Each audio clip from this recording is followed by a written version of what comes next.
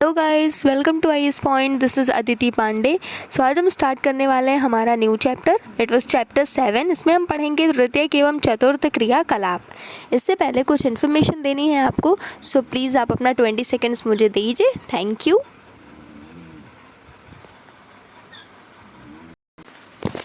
सो आईएस पॉइंट आप लोगों को यूपीएसआई के कुछ नोट्स प्रोवाइड कर रहा है जो 250+ पीडीएफ में है।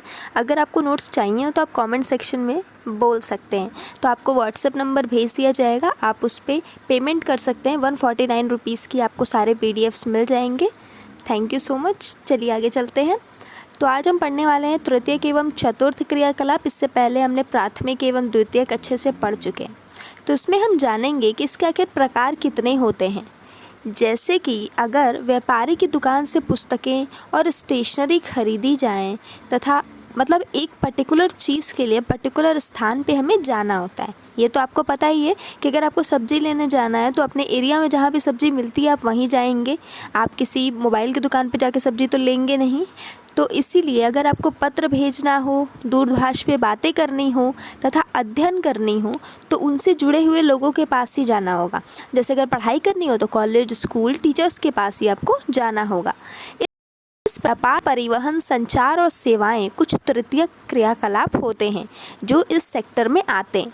जैसे कि व्यापार पे आइए चलते हैं। व्यापार वस्तुतः अन्यंत्र उत्पादित मंदों का क्रय और विक्रय है।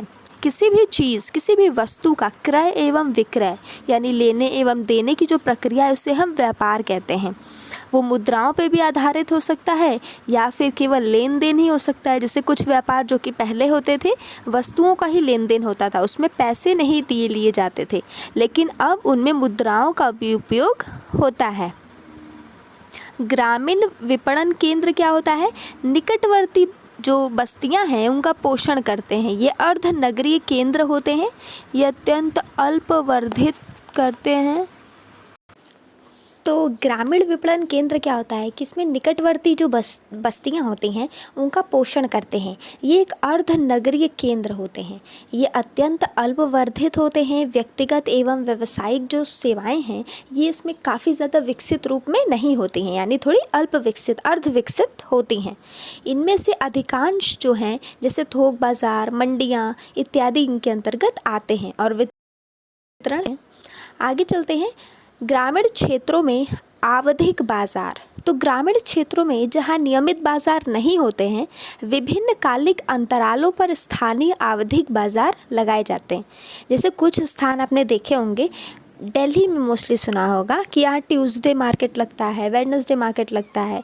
तो इसीलिए क्योंकि वहाँ रोज़ रोज़ बाज़ार लगाने की अनुमति नहीं है या फिर बहुत ज़्यादा लोग हैं तो सबकी ज़रूरतों का ध्यान रखते हुए वहाँ पे आवधिक बाज़ार की जो नियम है इसे लागू किया जाता है। इसलिए वो हफ्ते में 1 या 2 दिन खोलते हैं, फिर बाकी दिन दूसरे दुकानदार खोलते हैं। तो इससे रोज़ वहाँ पे बाज़ार लगे भी रहते हैं और प्रॉफिट भी सबको हो जाता है। नगरीय बाजार केंद्रों में अधिक विशिष्टीकृत नगरीय सेवाएं मिलती हैं। इनमें न केवल साधारण वस्तुएं व सेवाएं बल्कि जो कि लोगों द्वारा वांछित अनेक विशिष्ट वस्तुएं भी इसमें उपलब्ध होती हैं।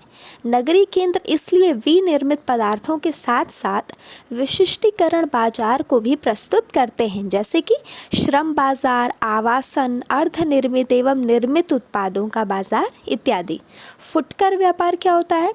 तो ये वह व्यापारिक क्रियाकलाप है जो उपभोक्ताओं को वस्तुओं के प्रत्यक्ष विक्रय से संबंधित होता है।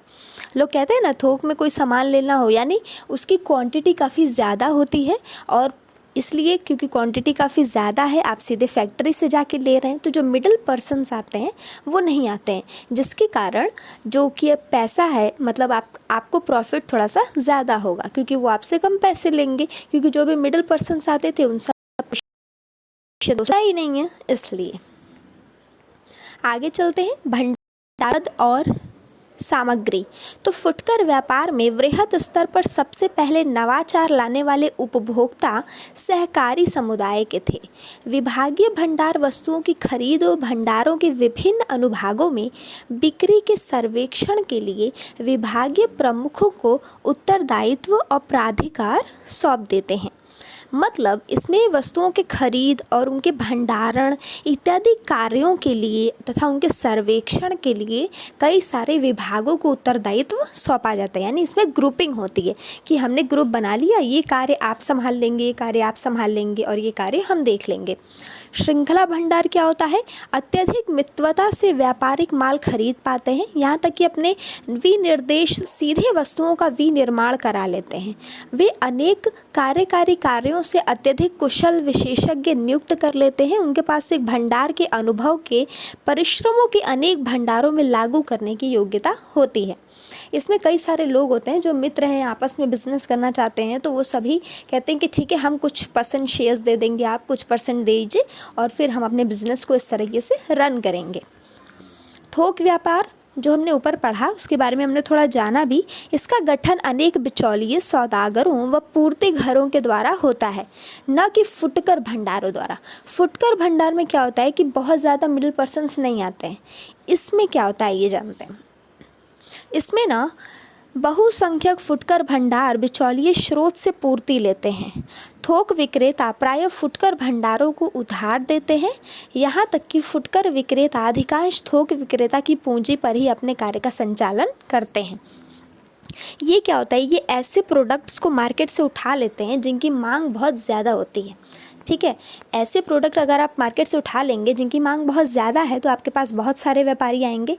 तो अगर आप जो चीज़ें आपको 10 रुपये में बेचनी थी, आप अगर उसे 5 रुपये में ख़रीद लिए क्योंकि आपने मार्केट से चीज़ों को पहले ही उठा लिया।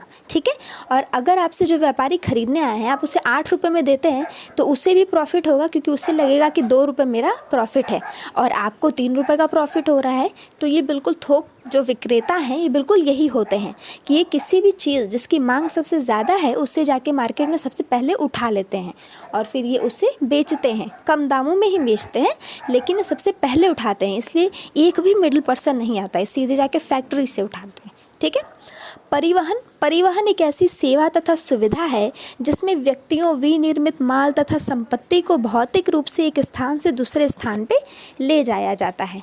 यानी कि ट्रांसपोर्ट, किसी भी चीज़ को एक्सपोर्ट करना या फिर उसे इंपोर्ट करना, यही सारी चीज़ें परिवहन के अंतर्गत आती हैं।